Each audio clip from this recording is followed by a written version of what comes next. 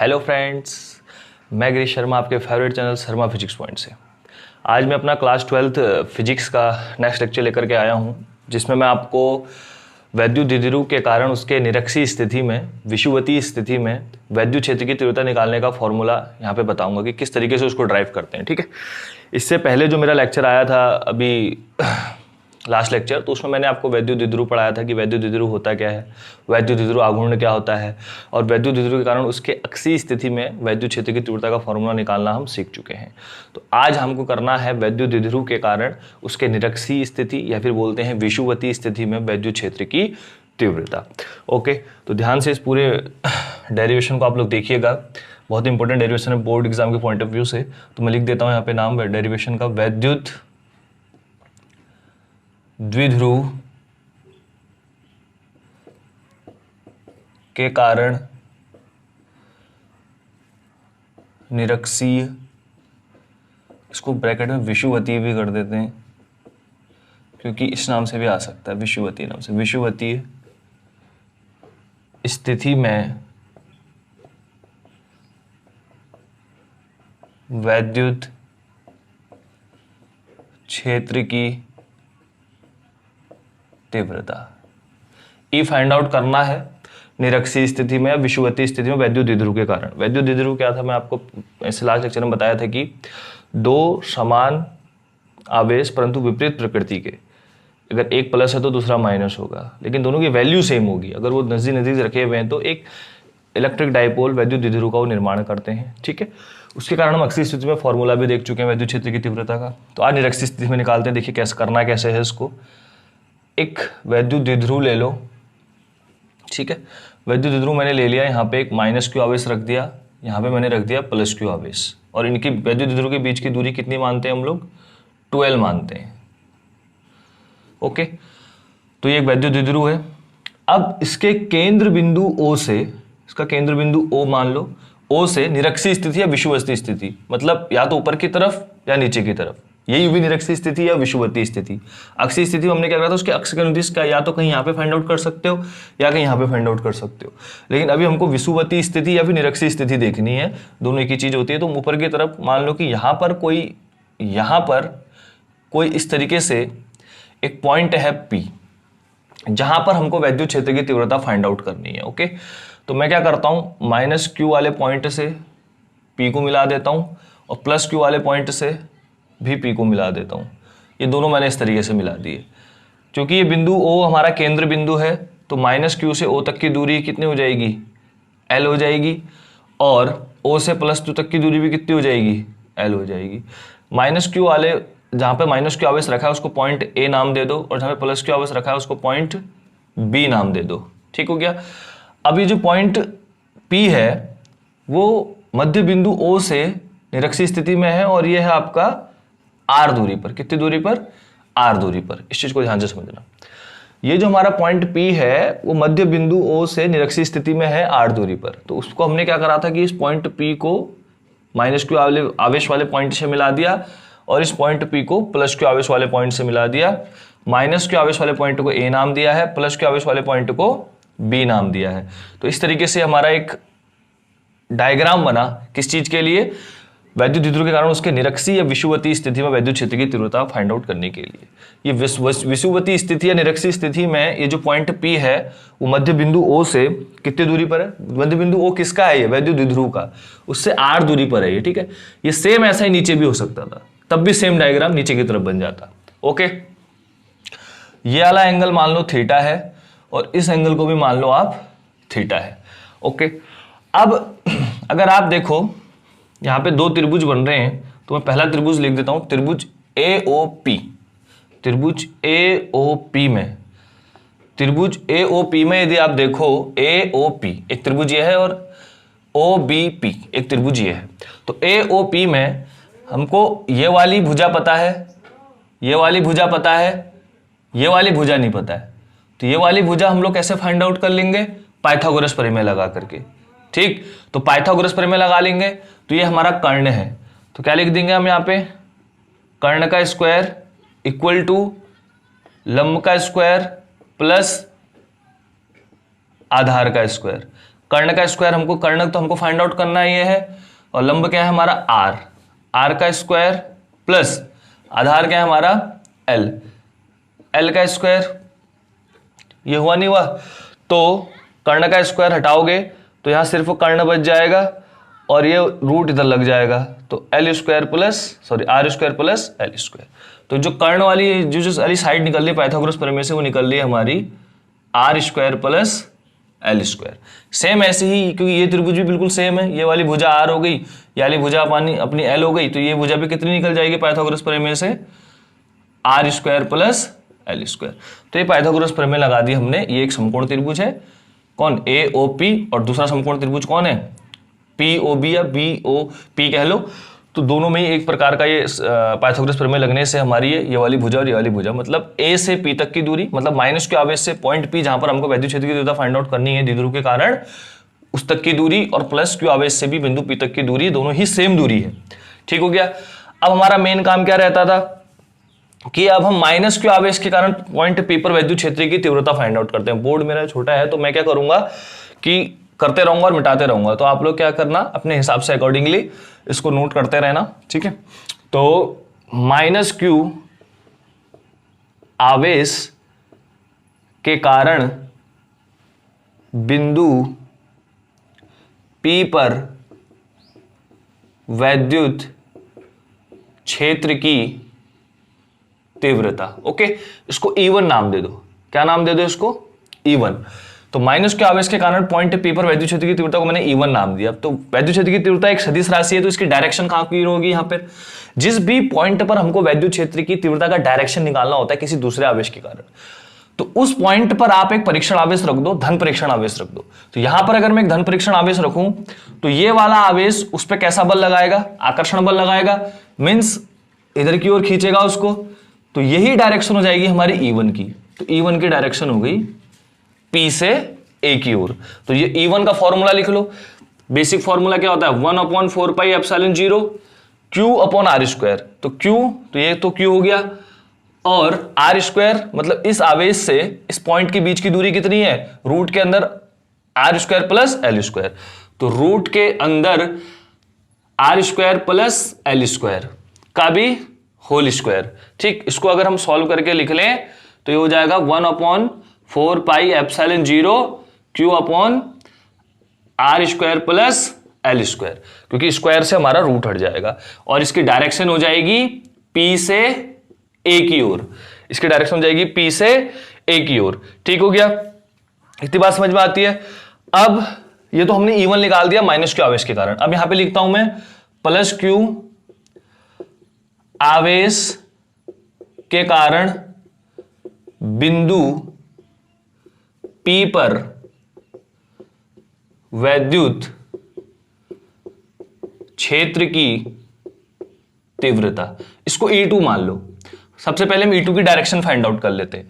E2 किसके कारण है? प्लस क्यू आवेश के कारण, और डायरेक्शन कहां पे फाइंड आउट करनी है? पॉइंट P पर। तो पॉइंट P पर एक धन परीक्षण रखा हुआ मान लो।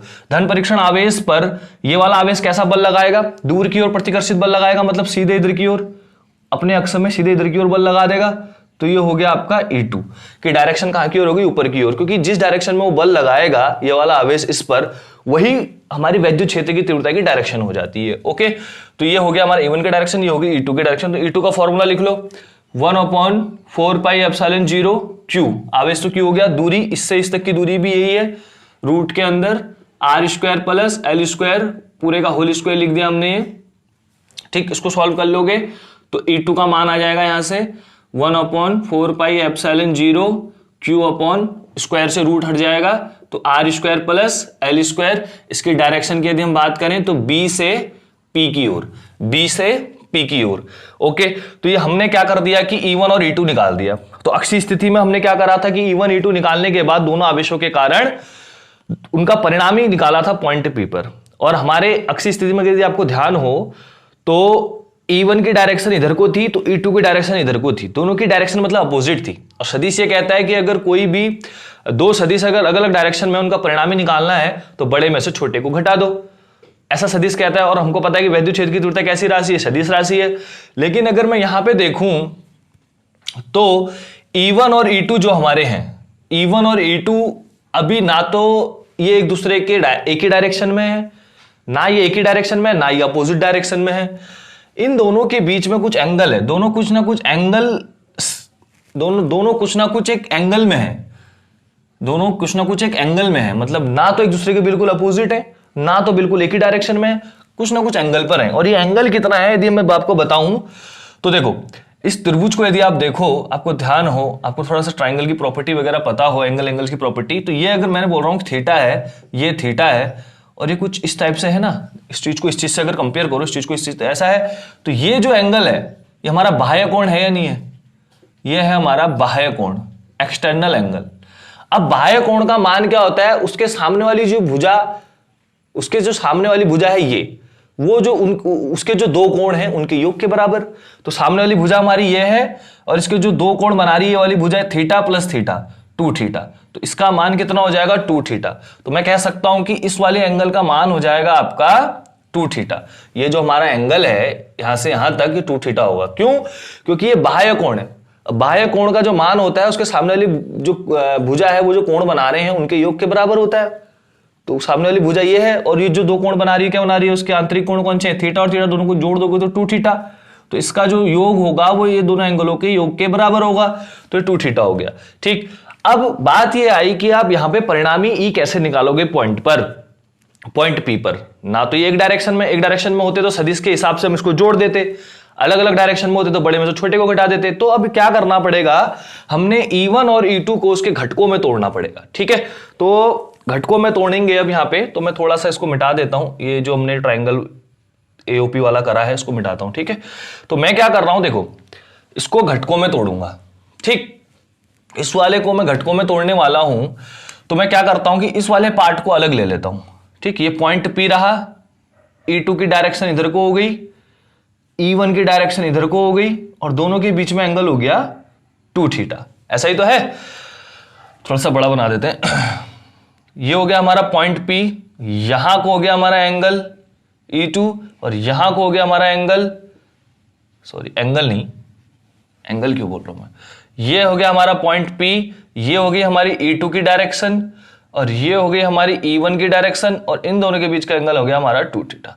मतलब इतने से पार्ट को मैंने यहां अलग से बना दिया। अब इसको घटकों में तोड़ना है, तो घटकों में तोड़ना बेटा आपको 11 में सीखा होगा आप लोगों ने। थोड़ा सा मैं बता दूं, देखो जैसे ये है हमारी y एक्सेस और ये है हमारी x एक्सेस, और ये कोई वैल्यू सपोज कर लो कि P जा रही है इस तरीके से इन दोनों के बीच में से। ठीक, और वो x एक्सिस के साथ थीटा कोण बना रही है।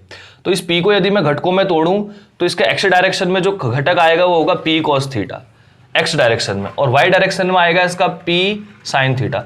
अब इस P को खत्म कर दिया हमने, P के दो घटक निकाल दिए, एक x डायरेक्शन में, मतलब जिस डायरेक्शन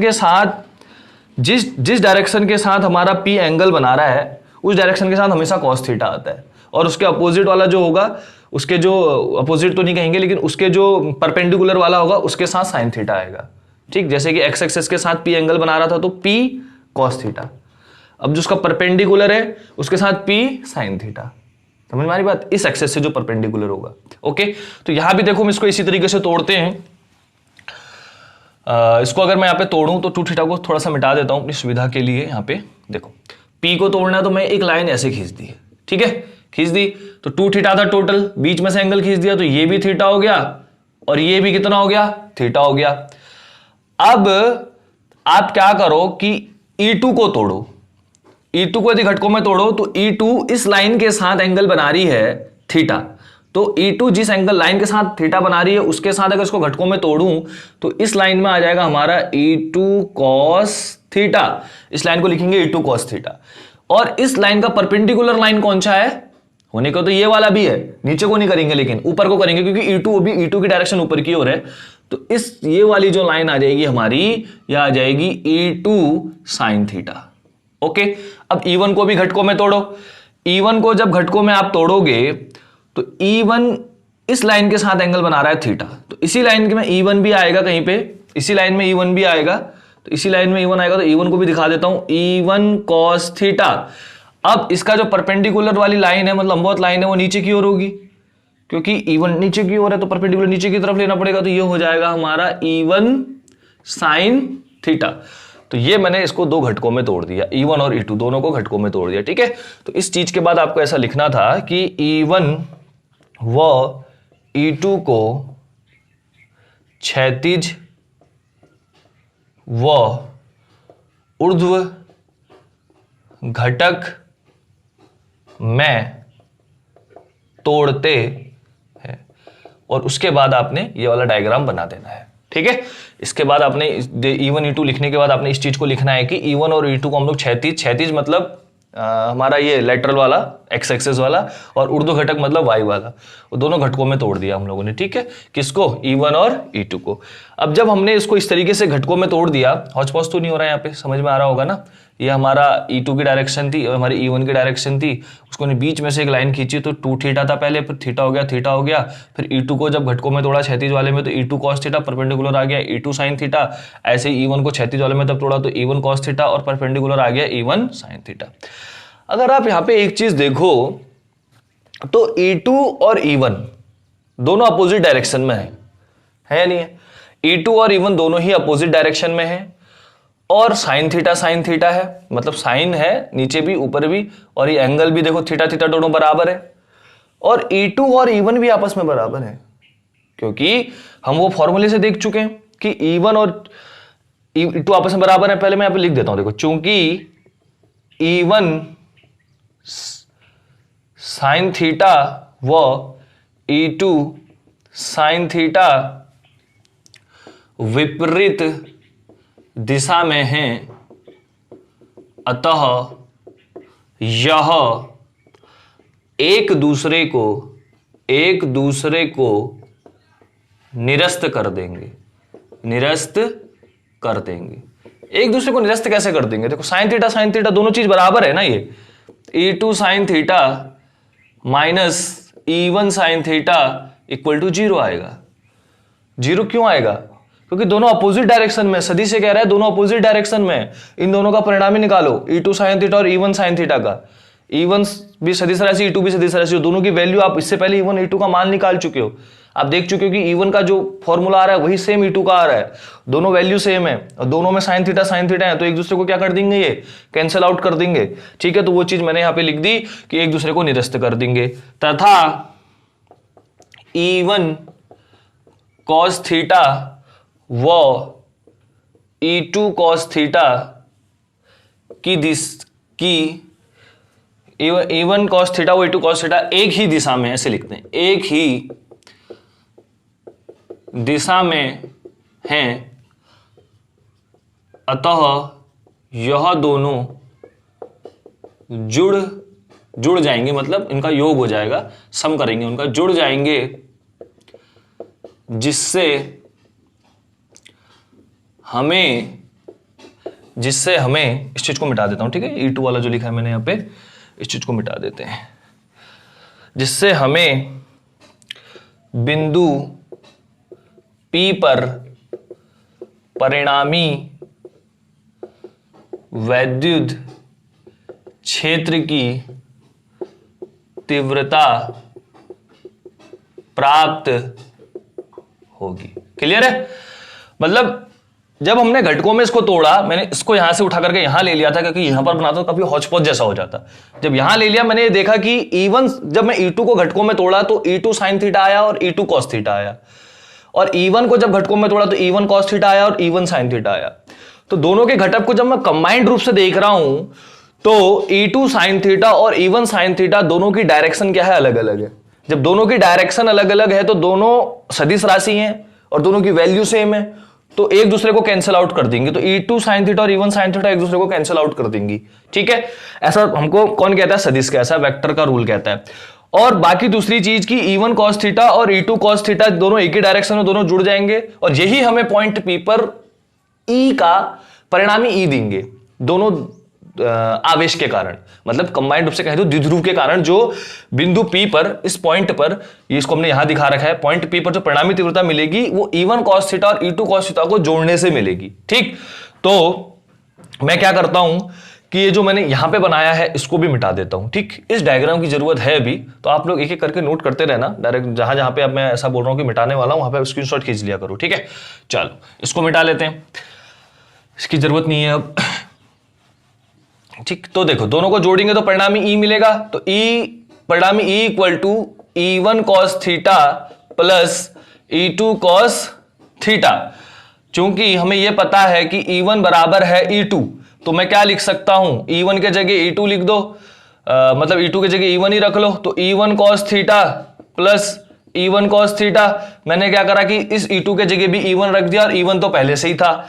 तो अब देखो क्या हो गया यहां पर, अब क्या हो गया यहां पर कि E1 cos थीटा और E1 cos थीटा जब जुड़ गए तो ये हो गया 2E1 cos थीटा, ये हो गई E की वैल्यू, 2E1 cos थीटा आ गया। तो 2E1 cos थीटा आया, तो 2 इंटू E1 का मान कितना निकाला था हमने, E1 का मान देखना बेटा, आपने निकाला है, हमने निकाला है 1/4πε0 Q upon R square plus L square into cos theta. cos theta का मान इस वाले त्रिभुज से रखो, दो त्रिभुज है यहां, एक है AOP और एक है POP, किसी से भी रख लो, BOP या फिर AOP। तो त्रिभुज त्रिभुज AOP से अगर हम cos थीटा की वैल्यू रखें तो यहां पे देखो एक चीज, क्योंकि cos थीटा बराबर क्या होता है, क्या होता है cos थीटा बराबर आधार बट्टे कर्ण, क्या होता है आधार बट्टे कर्ण, आधार बट्टे कर्ण होता है। तो त्रिभुज AOP से अगर मैं cos थीटा निकालने जाऊं तो आधार बट्टे कर्ण क्या हो जाएगा, L बाई कर्ण क्या है हमारा R square plus L square root के अंदर, तो ये वैल्यू है। तो हमको इसको ऐसा नहीं कि करके दिखाना है, इतने तो आप लोग की समझ है, 12th में पहुंच चुके हो, तो मैं इसको डायरेक्टली यहां पे पुट करने वाला हूं। बस आप ध्यान रखो कहां से रख रहा हूं उसको, AOP या फिर BOP, दो ट्राइंगल है, यहां से cos थीटा की वैल्यू रख देनी है बस। ओके, तो वो आ रही है हमारी L अपॉन रूट के अंदर R square plus L square. ठीक हो गया। अब अगर आप इसको ध्यान से देखो तो मैं इसको मिटाता हूं यहां पर, इसको मिटाने के बाद मैं यहां इसकी कैलकुलेशन करता हूं। ऊपर बन रहा है मेरा 1, ये मेरा E equal to 1/4πε0 into 2QL, देखो 2 इंटू Q इंटू L, ये 1 था, इससे कोई दिक्कत नहीं है, 2QL ये आ गया, upon R square plus L square, और यहां पे है R square plus L square root मतलब रूट का मतलब क्या होता है, जैसे रूट x है कहीं पर तो उसका मतलब क्या होता है x की पावर 1/2। तो ये क्या हो जाएगा, मतलब R square plus L square उसकी होल पावर 1/2, और गुणा में घाते एक जैसी चीजों की जुड़ती हैं। तो यहां पे क्या हो जाएगा, ये R square plus L square की पावर 3/2, क्योंकि ये R square plus L square कुछ नहीं है, मतलब इसकी पावर कितनी है यहाँ पे 1, और इसकी पावर क्या है यहाँ पे 1/2, है कि नहीं। समझ में आ रही बात, क्या कहना चाह रहा हूं मैं कि यहां पे अगर इसकी कैलकुलेशन अलग से देखो, यहां पे R square plus L square की power 1 into R square plus L square की पावर 1/2, रूट का मतलब 1/2, दोनों एक जैसी चीजें हैं ये, तो गुणा में खाते जुड़ जाएंगी। तो R square plus L square की पावर क्या हो जाएगी 3/2, क्योंकि 1 प्लस 1/2 किसके बराबर होता है 3/2 के बराबर। तो मैं इसको डायरेक्टली लिख दे रहा हूं, ठीक, तो यहां पे मैंने लिख दिया ये। और दूसरी चीज वही करेंगे कि L is very very less than to the R, सो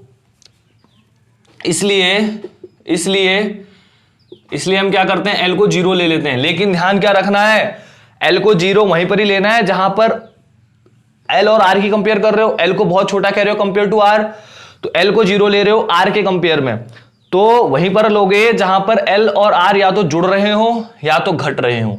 जहां पर L और R आपस में मल्टीप्लाई या फिर डिवाइड हो रहा हो तो वहां पे L को 0 नहीं लोगे। इस चीज को ध्यान में रखना है कि L is very very less than to the R, इसलिए L को 0 ले रहा हूं। लेकिन कहां पे लूंगा, जहां पे L और R आपस में जुड़ रहे हैं या फिर घट रहे हैं, वहां पे इसको 0 L को 0 नहीं लूंगा जहां पे L और R की मल्टीप्लाई हो रही है या फिर डिवाइड हो रहा है। ठीक है, तो यहां पे 0 ले लेते हैं इसको, तो मैं इसको भी मिटा देता हूं, ठीक, क्योंकि बोर्ड मेरे पास छोटा है, इस चीज की बड़ी परेशानी हो रही है मुझे, थोड़ा सा एडजस्ट करना आप लोग भी। तो ये हो जाएगा E is equals to 1/4πε0 into 2QL upon, ये हो जाएगा हमारा R स्क्वायर, क्योंकि L को 0 ले लेंगे तो प्लस 0, तो इसको लिखने की जरूरत नहीं, इंटू 3 उसकी पावर 3/2। ओके, इसको सॉल्व कर लो।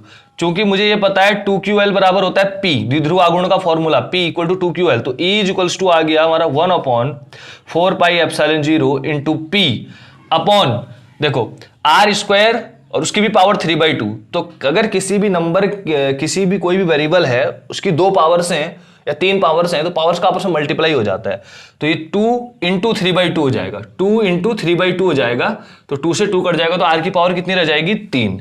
ठीक है, तो यहां पे रह गया r की पावर 3। और ये आ गया हमारा परिणामी वैद्युत क्षेत्र की तीव्रता द्विध्रुव के कारण उसके निरक्षीय स्थिति में या फिर विषुवतीय स्थिति में। ठीक, ये फॉर्मूला आया, बड़ा डेरिवेशन था, इंपोर्टेंट डेरिवेशन है। और अक्षीय स्थिति में क्या आया था फॉर्मूला? E = 1/4πε0 2p/r³। ये फॉर्मूला था अक्षीय के लिए, जो हम लोग लास्ट लेक्चर में करे थे। ये किसके लिए है? निरक्षीय के लिए। इससे बेस्ड न्यूमेरिकल भी आ सकते हैं। ओके, तो आज हमने क्या देखा कि द्विध्रुव के कारण उसके निरक्षीय या फिर विषुवतीय स्थिति में वैद्युत क्षेत्र की तीव्रता, और बड़ी ही बेसिक तरीके से मैंने आपको एक छोटी छोटी चीजों को कवर करते हुए आगे बढ़े और सारी चीजें हमने देखी यहाँ पर। ठीक है बेटा, तो अब आपको करना क्या है बेटा, जितने भी लेक्चर मैं ले चुका हूँ क्लास 12 के, उसको जो आज इस पहले इस लेक्चर को देख रहा है वो डायरेक्टली इस लेक्चर को ना देखे, पहले मेरे पहले के पार्ट्स भी देख ले, वहां से आपको बहुत ज्यादा बेनिफिट मिलेगा। क्योंकि आपको यूट्यूब में इस तरह के टीचर नहीं मिलते कि आपको सारी चीज़ें, जो हिंदी मीडियम वाले हैं खास करके, सारी चीज़ें आपको बेसिक से बताते हुए, हिंदी में बताते हुए चलें। इंग्लिश में तो बहुत मिल जाएंगे, लेकिन हिंदी में आपको नहीं मिलते हैं। तो इस चीज़ का आप लोग ध्यान रखिए। इसीलिए आप लोग मेरे चैनल से जुड़िए और ज़्यादा से ज़्यादा लोगों को इस वीडियो को क्या कीजिए, शेयर कीजिए। ठीक है फ्रेंड्स, तब तक के लिए टाटा, बाय बाय।